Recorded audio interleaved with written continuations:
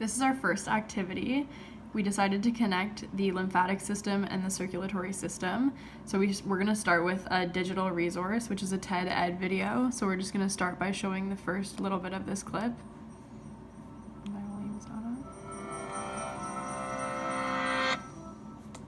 A mosquito lands on your arm, injects its chemicals into your skin, and begins to feed.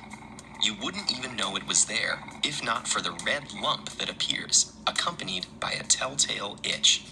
It's a nuisance, but that bump is an important signal that you're protected by your immune system, your body's major safeguard against infection, illness, and disease. So this will be the video that we play, and then we're also going to do a hands-on activity that highlights the kinesthetic learning approach. So this is our model blood. So we have water, some water beads, and some white blood cells, and the platelets. So this kind of just shows the composition of blood, and within the blood, the students can put their hands in, feel around, discover the different definitions that are inside, so the different parts that make up the blood are within.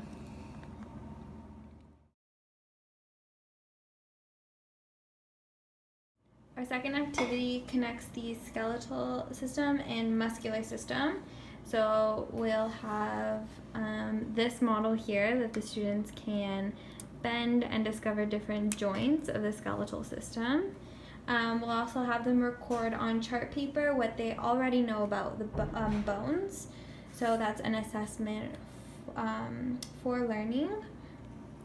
The next thing we have is a digital resource, which is a skeleton dance. So we'll just play the beginning part of it.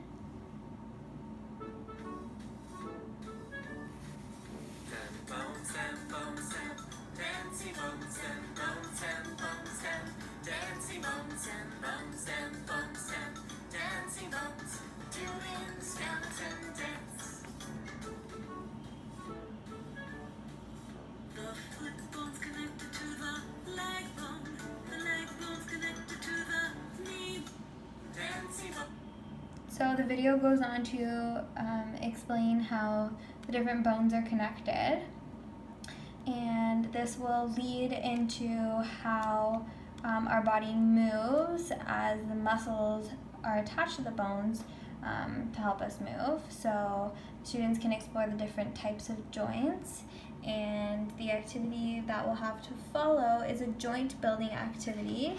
So they will build a hinge joint, and they'll discover how a hinge joint moves.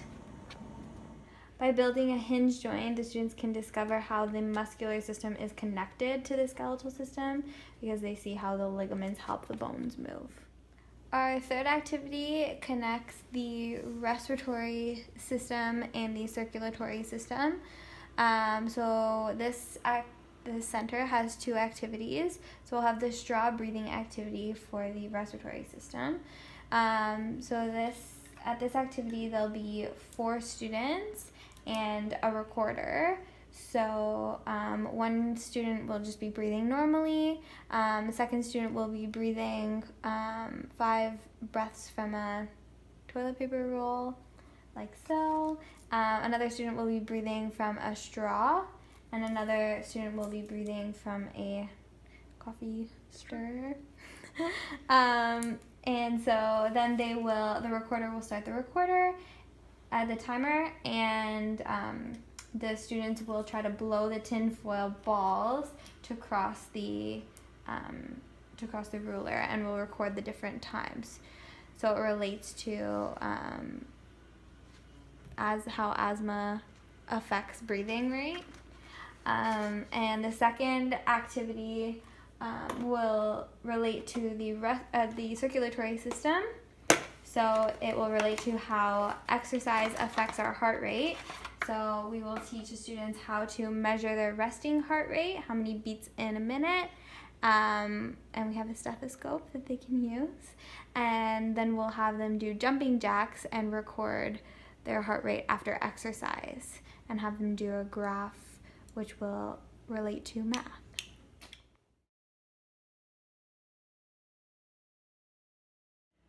So our last activity is connecting the muscular and the nervous system. So during this activity, we're going to be taking this ruler and we're going to be testing reaction times. So one student's going to hold the ruler up like this, and then the other student is going to make their hypothesis on if they were to drop it, where their hand would land on the ruler. So they're going to make some hypotheses first, and then they're going to try it out a few times, and they're going to see how it differs every time, which will show how the brain gets used to the action over time.